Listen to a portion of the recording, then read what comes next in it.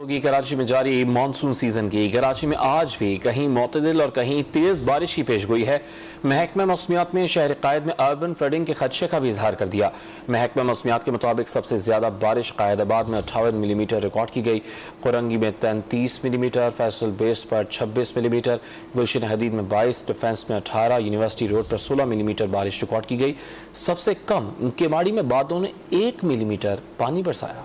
कराची में आज भी कहीं मोतदिल और कहीं तेज बारिश की पेशगोई है। महकमा मौसमियात में शहर कायद में अर्बन फ्लडिंग के खदशे का भी इजहार कर दिया।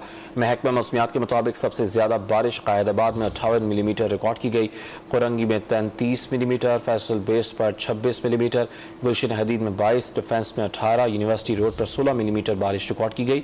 सबसे कम केमाड़ी में बादलों ने 1 मिलीमीटर पानी बरसाया।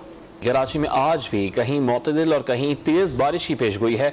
महकमा मौसमियात में शहर कायद में अर्बन फ्लडिंग के खदशे का भी इजहार कर दिया।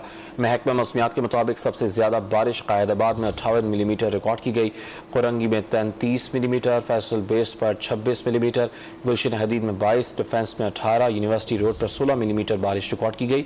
सबसे कम केमाड़ी में बादलों ने 1 मिलीमीटर पानी बरसाया।